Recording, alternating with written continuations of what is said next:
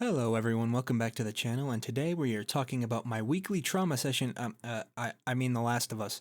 This week's episode was a much needed breather between the insanity and emotional trauma of episode 2 and the continual intensity that the story will get into later. Before I get into the rest of the episode, be sure to hit that subscribe button and give the video a thumbs up. Also feel free to check out my Letterboxd account where I'm very active.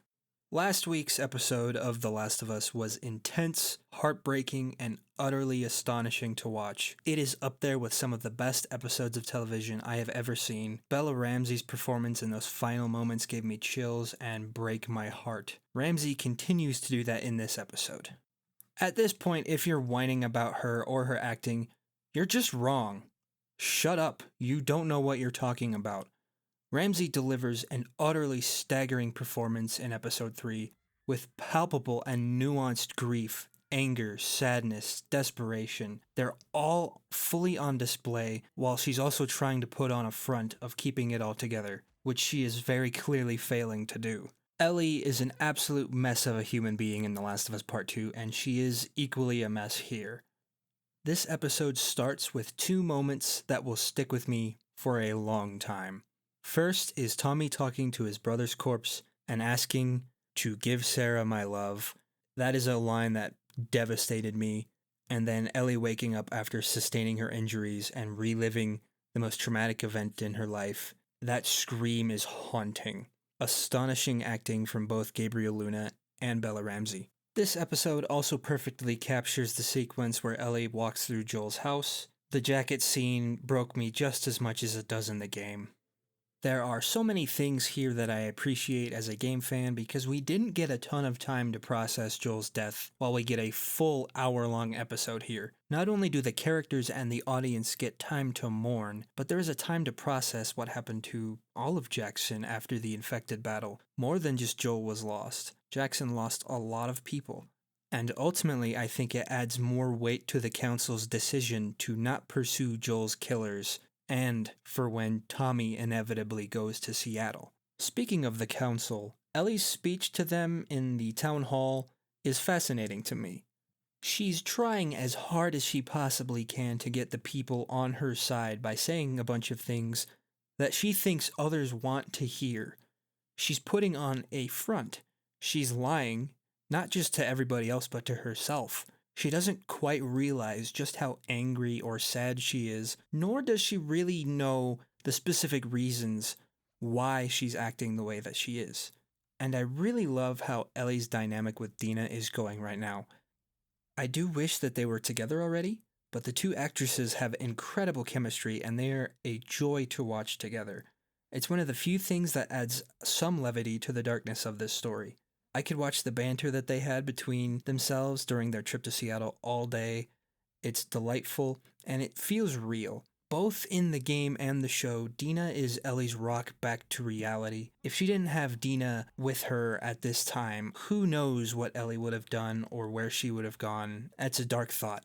An interesting surprise in this episode is Seth's role. I actually quite enjoyed his role here. In the game, Seth is just the town bigot, and he has a sort of genuine, sort of fake apology to Ellie, and that's that. That's the extent of his role. Here, he's a real human. His apology in the previous episode seemed genuine, and, sure, he's a bigot, but like all bigots in real life, they are people. They will agree and disagree on many things, and here, Seth standing up for Joel is not something I expected, but I really think it adds a lot of layers to the story and Ellie's actions as well. It's also kind of like a devil on Ellie's shoulders sort of approach because Seth is begging for this harsh violence against these people like Ellie wants to as well. But is that really in the best interest of everyone? Is it in the best interest of Ellie? I think there's a lot to take apart about Seth's minor role here. I think it's a really interesting writing choice from Craig Mazin. A lot of stuff happens in this episode. I haven't even talked about the things that happen with Gail. I think a lot of that was interesting. Her conversation with Tommy was fantastic. This hour had a lot of emotional turmoil and really exploring a lot of the themes of what the story is trying to say, while also bridging the gap between the big inciting event and the bulk of the story that is in Seattle. I do have some concerns after this episode, though. The biggest one for me is that, as far as we know at the moment, Tommy has not left for Seattle yet. And I'll admit that while I try to not say that I outright prefer something from either version of the story, I much prefer Tommy leaving first. I'm sure that Tommy and Jesse will go together after Dina and Ellie once they've realized that they're gone, but I would have preferred if Tommy had left first. Another thing, this is a minor nitpick, but it is a tad bit frustrating how much the show is teasing the porch scene between Joel and Ellie. Ellie is clearly lying to Gale about not talking to him. She had her guitar back in her room when she woke up in episode 2, so they clearly had the conversation, and this conversation likely won't be shown until the end of season 3 or whenever they decide to end the story of part 2.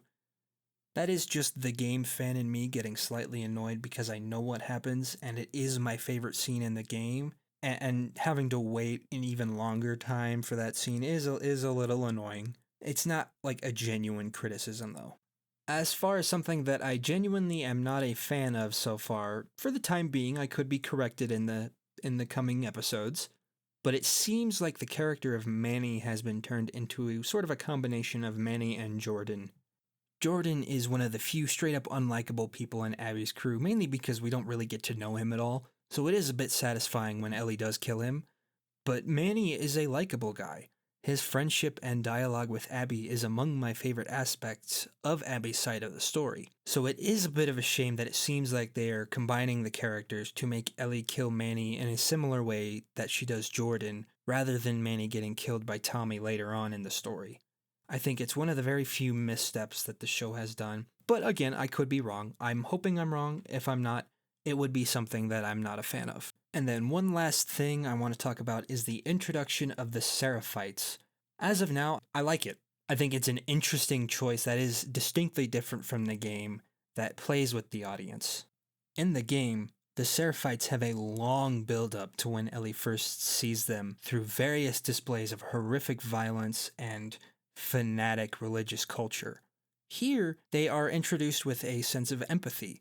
There's clearly some cult vibes and fanaticism going on, but they act like people and they showcase a deep sense of love for each other, only for that to be taken away from them by the wolves when Ellie and Dina find them scattered in the forest. I think this will only juxtapose the cruel violence that they are capable of when it is inevitably shown later on.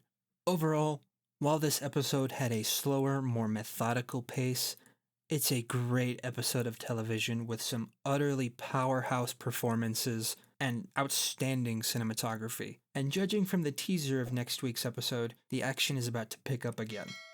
I hope you enjoyed this video. Be sure to subscribe to the channel and give the video a thumbs up. Endure and survive. If it is to be said, so it is.